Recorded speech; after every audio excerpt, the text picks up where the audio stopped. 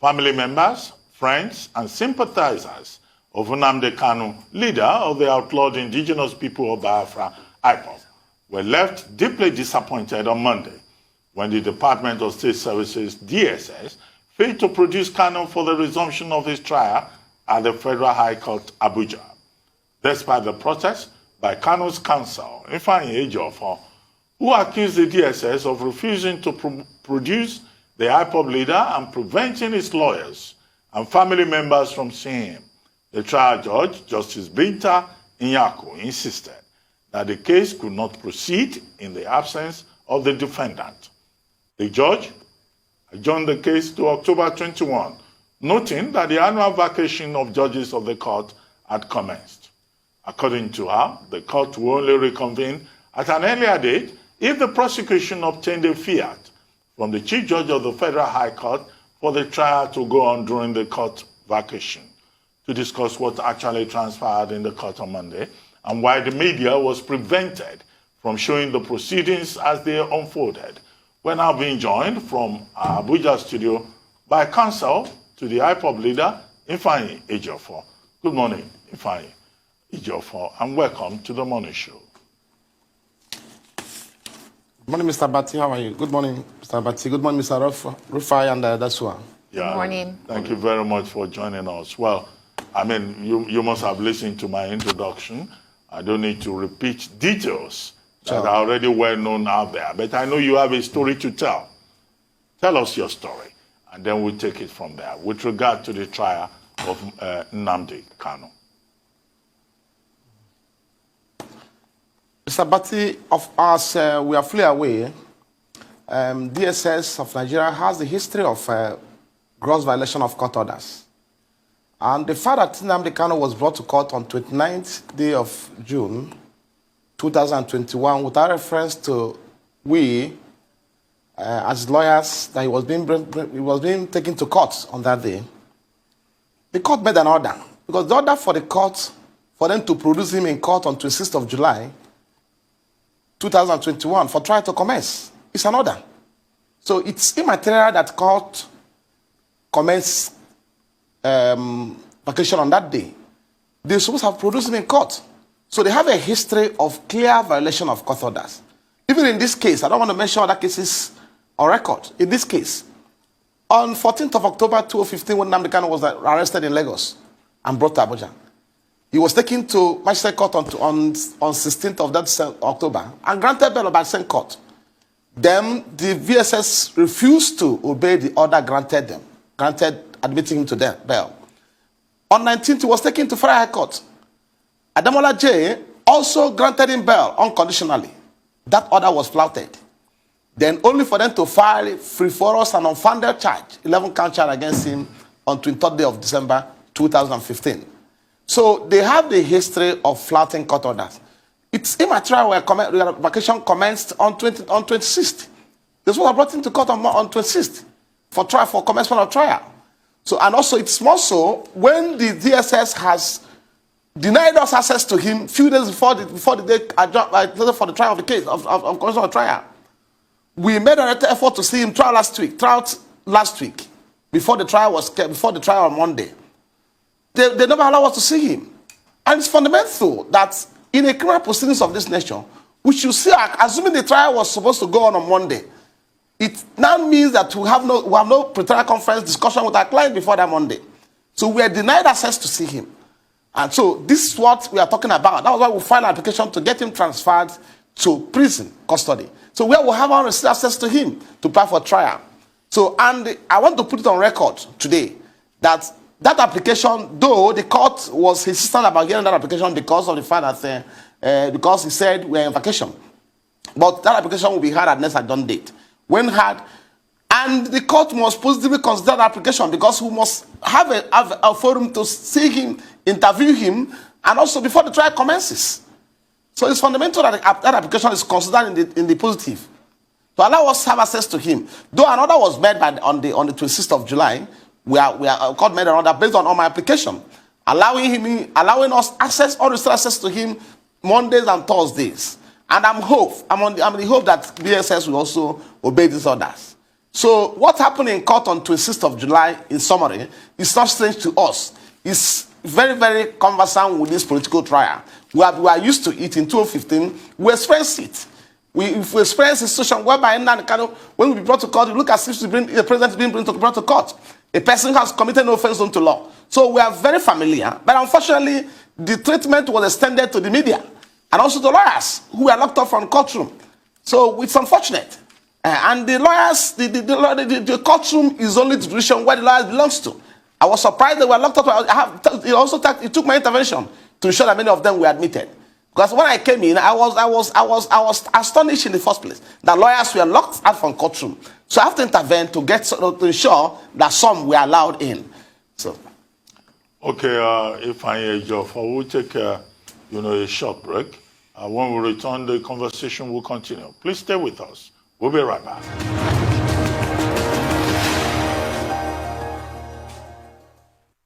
Thank you for staying with us. You're watching the morning show here on the Rise News channel. Well, the counsel of the IPOB leader, Ifeanyi Ejiofor, is still with us from our Abuja studios, the IPOB leader, Nnamdi Kanu. Thank you so much for staying with us, Mr. Ejiofor. Let's talk about that prayer that was denied by the court, the prayer to have him transferred to a correctional center. Is that solely because you're unable to access him to provide better counsel? Or are there other reasons why you wanted him transferred to a correctional center?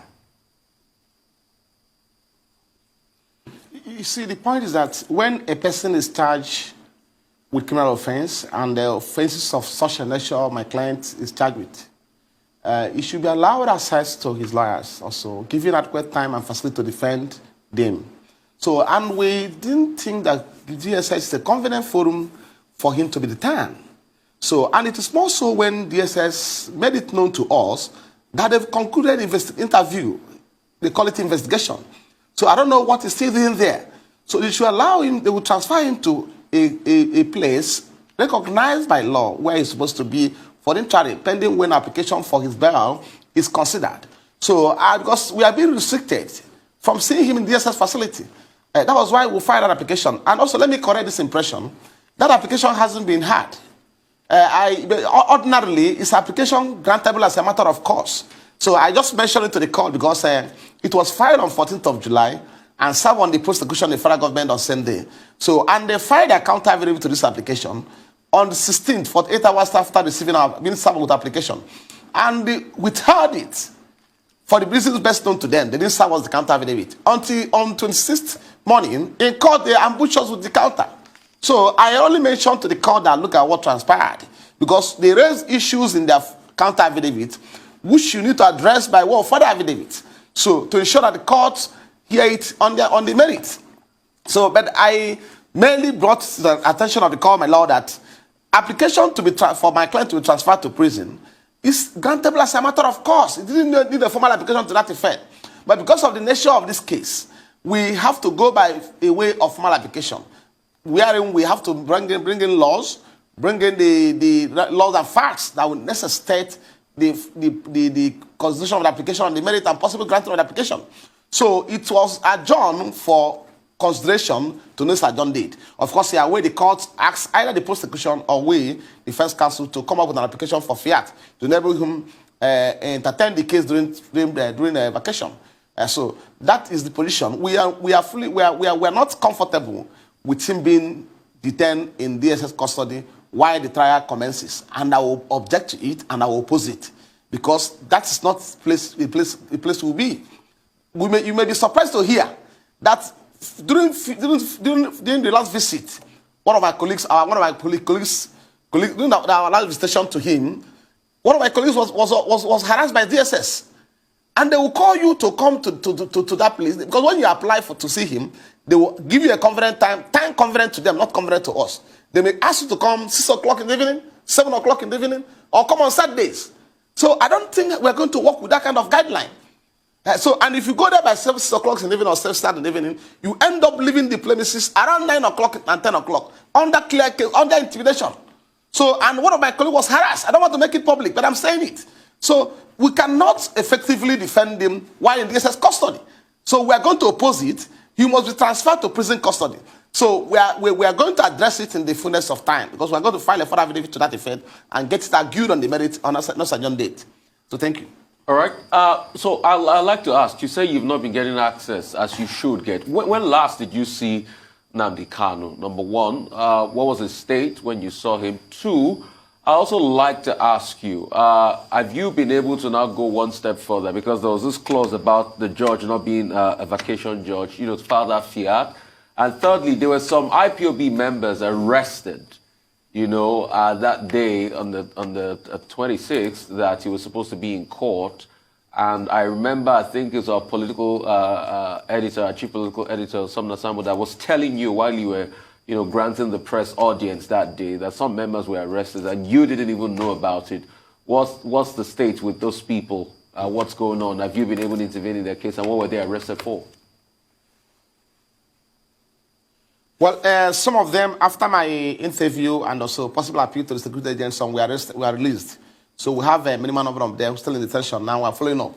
I've already made a contact with CP, FCT, to ensure they are giving they are released unconditionally. And we are going there this morning to follow it up. So, of course, you know the way and manner they behave. These people, court is a public place, accessible to the public.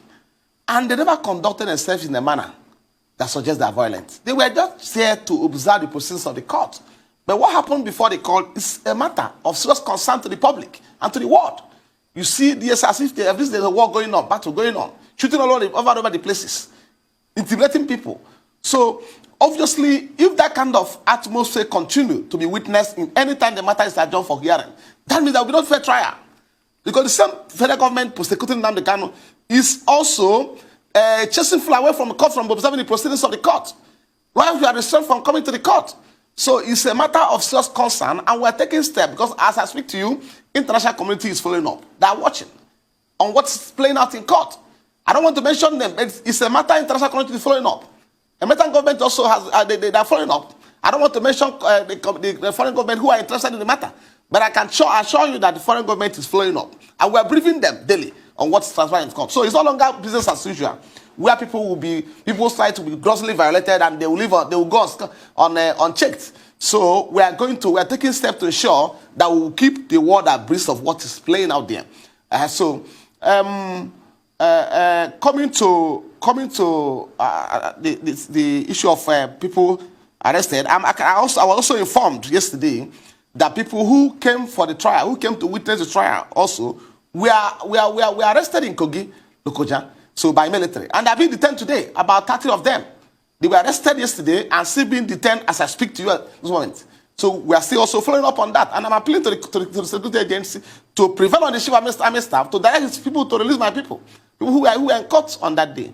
People who merely came to observe the proceedings and cheer out their leader. So they should release them because they didn't come to cause any form of havoc or violence during the proceedings. They were arrested yesterday on their way going back to the east at Lokoja, and they are still being detained in Lokoja military barrack today.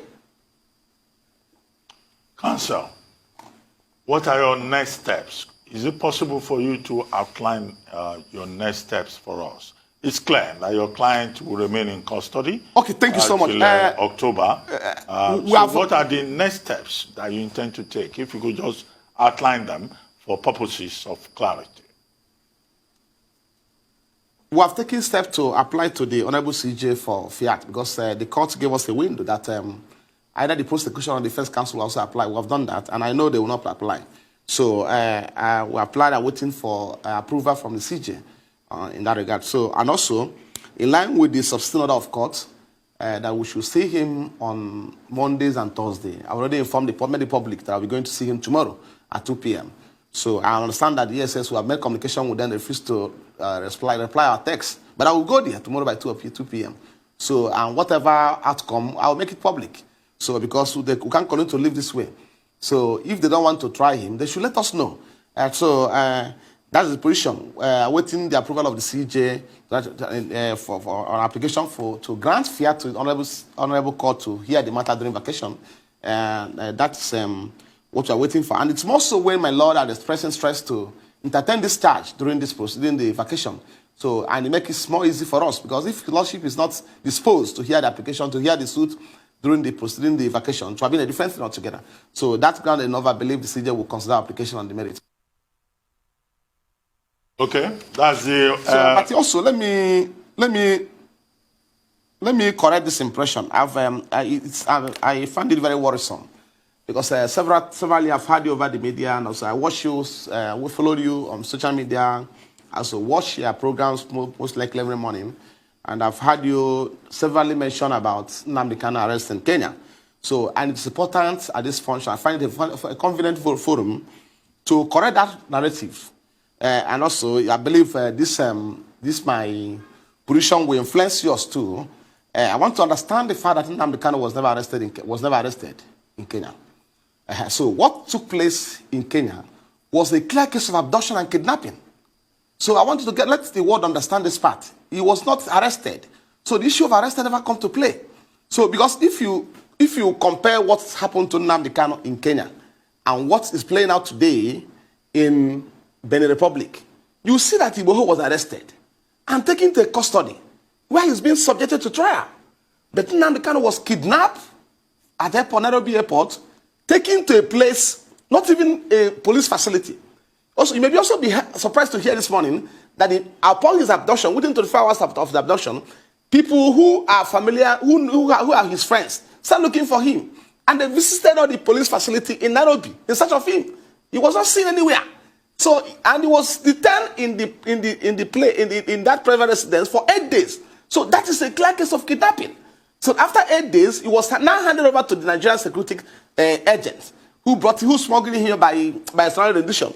So what happened in Kenya is a clear case of rendition operation against Nnamdi Kanu, which is a gross violation of international law, which Nigeria and Kenya are all signatory to the treaty. I mean, the Geneva Convention protocols, and also protocol against torture of persons. So, which we have already invited the international community, International Court of Justice, to investigate what transpired in Kenya. So, I don't want to go into the merit of that, but let me just correct that impression. So, the issue of arrest does not even come in the first place. So, I want to correct you to stop telling people that Nnamdi was arrested in Kenya. He was never arrested. He was abducted by rendition oppression. He was never arrested. So, if he was truly arrested in Kenya, they were subjected him to the proceedings, the surrounding proceedings in Kenya. Then the world would know he was arrested.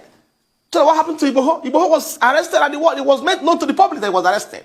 So he wasn't arrested. So let us correct that impression, because it's giving my people very serious concern each time you mention about arrest. And you can see me using word kidnapping and abduction regularly in my interview. So I'm not mistaken about it. So there's a clear word of difference between a case of arrest and also a case of abduction. So what happened to my client in Kenya is a clear case of abduction and kidnapping. So I want you to be reflecting it in your subsequent interview, please. Because I heard you yesterday telling the Visa Commissioner that he was arrested in Kenya. No, he was not arrested in Kenya. Thank you so much, Mr. You must be well advised that I know the difference between arrest and also extraordinary rendition. Those are not issues that can be explained to me. But I know that, you guys have approached the African Commission on Human and People's Rights to specifically accuse the Nigerian government of abduction. Where are we with that? Sure. No, we're waiting for the communication has already been sent to them. We're waiting for further identity from the African Union. And I believe we also filed an affidavit of urgency necessitating urgent attention to that correspondence. So I believe, and we're checking up. But I believe I should be more at home with the issue of abduction and arrest than you. With being fair, with all fairness to you. So I believe I should be more at home with that, what arrest amounts and what abduction amounts. No, so I don't need any education the world is on listening. the subject. No, I don't need any education. No, well, I'm a lawyer now. I don't think. No, don't worry about that. I'm an expert in this field, Mr. Abati. Don't worry. You are not in a position to educate me. Adesua, please. Yes, Mr. Ejiofor, the last time you were on the morning show, you raised concerns over your client getting fair trial. Can I ask you, do you think that your client is being tried in the court of public opinion? And are you worried that that may affect the outcome or the decision of the courts? Thank you, thank you, Adesua. I thank you for reminding me this. Because the point is that what is playing out today, and this Nigerian government is conversant with that, is we are conducting what they call media trial. And we are good for, we are with them in that, on that part. So I don't think we have a problem with that. We are doing what they call media trial. Of course, before the last agenda, before 26th of July, the war was informed by the Honorable AG that what will be seen in court on 26th of July, we're going to see a case of murder, terrorism, banditry, kidnapping, or whatnot. But I can assure you, I can confirm to you this morning, that on 26th of July 2021, we're in court. There was no new charge introduced to in this case. There was no any form of amendment in this charge. No form of amendment. So we are into what they call trial, media trial. So, and we need to inform the public very well, properly. So there was no amendment to the charge. And you know, in law, you see who assert must prove. It's one thing for you to level allegation against somebody, as frivolous, unfounded, and bogus as they may be. But it's for us to come to the court and establish it. So the fact that you are saying that you are going to see a case of murder, banditry, kidnapping, and all whatnot, and in court we didn't see anything. So even the application will file in time, serve on them on 14th of July. We are not responding, we are not served on us in good time. Because if they had filed and served on that application in good time, we have responded and possibly convinced the court to take the application on that day.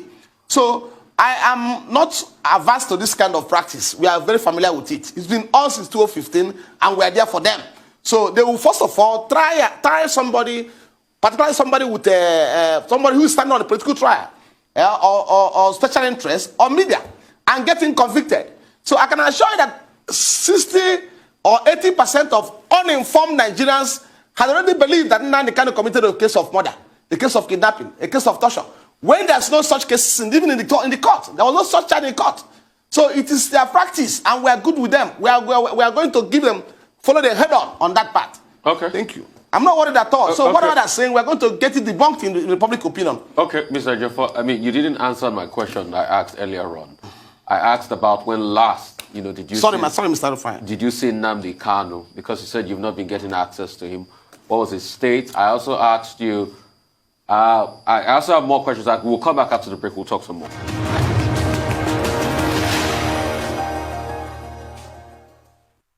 All right, welcome back. So we still have a counsel to Nnamdi Kanu, Ifeanyi Ejiofor here. Ifeanyi, I was asking before two things real quickly because of time. Number one, the state of Nnamdi Kanu the last time you saw him. What's his health like?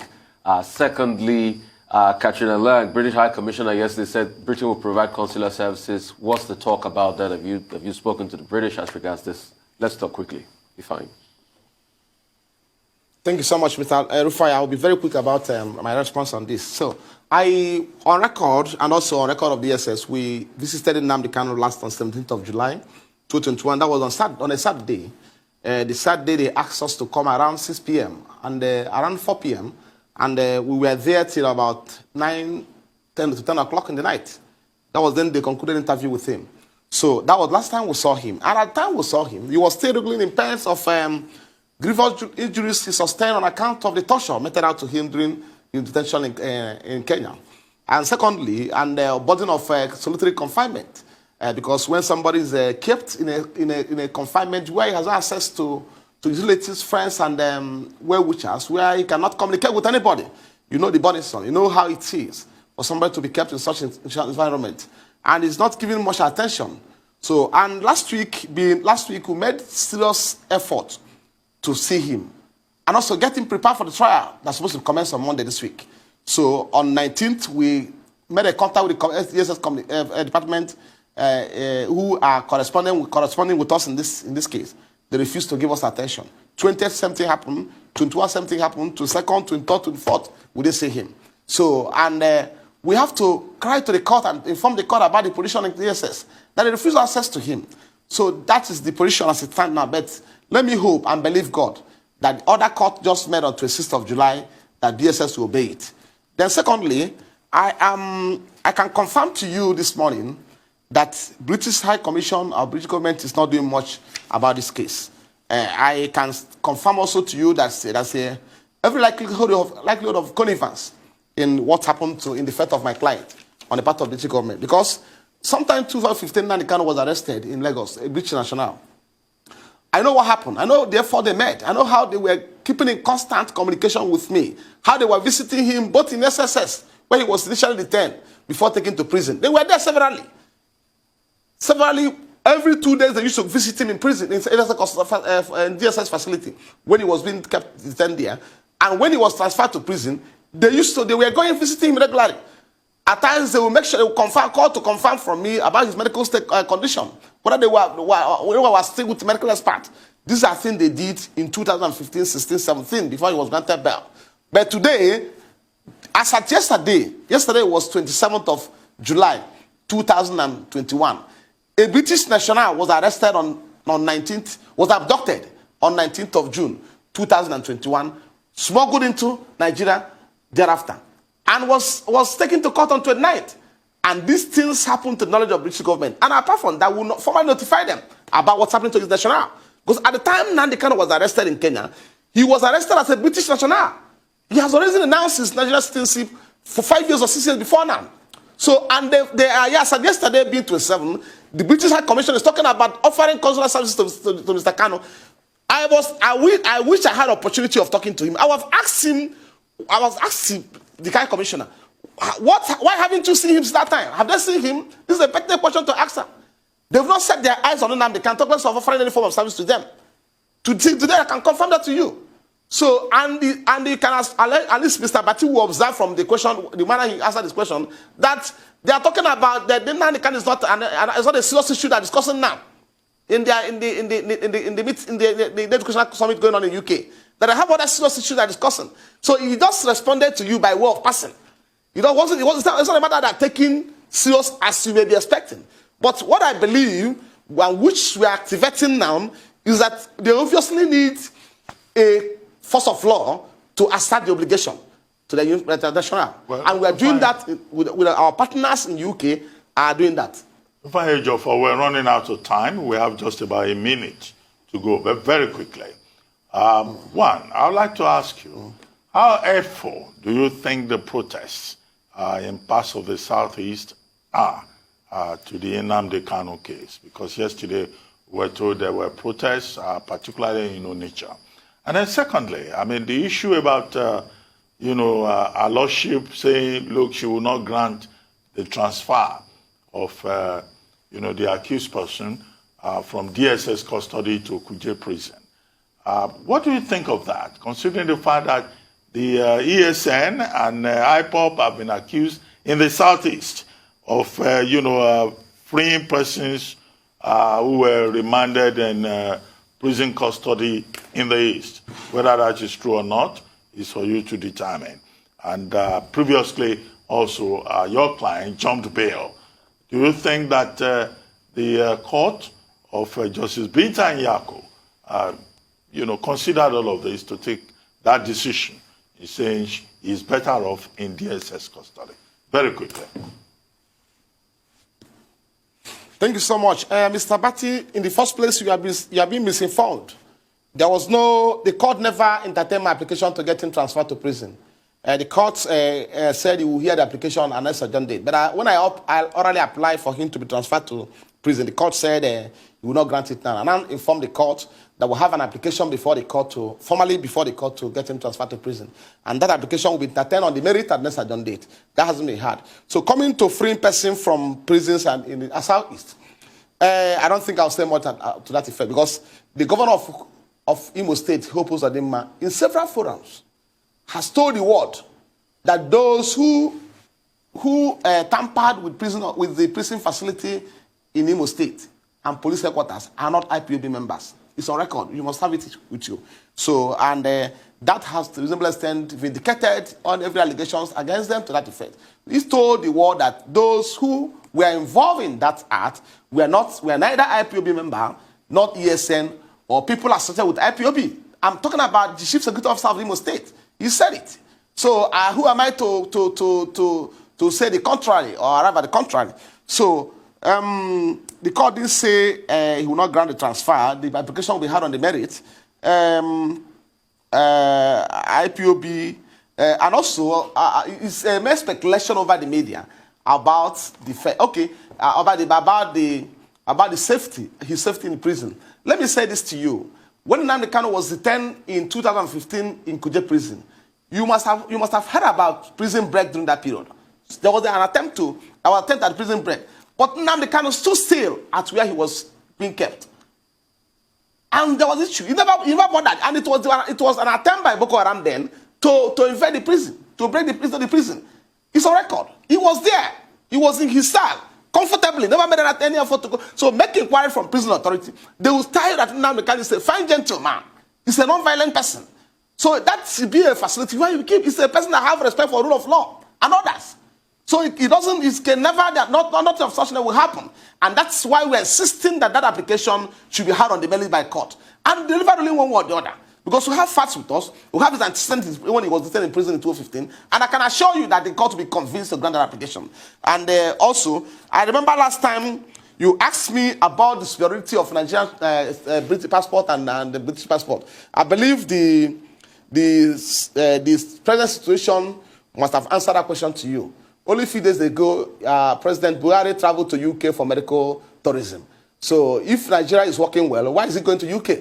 So I believe that question has been answered. I believe I'm not missing any of your question again. Well, Counsel, thank you very much. Ifeanyi Ejiofor. But I would like you to go with this. We're completely neutral in this matter. We're not taking sides. We're a media house. And that's why again and again we invite you so that you can give our viewers, the benefit of what you know. But we're not taking sides. We're totally neutral. We have no, special interest beyond journalism I hope so. in the matter. I hope so, Mr. Abati. Well, I've just told you that is the situation. So much, that is where we stand in the matter. But thank you for always obliging.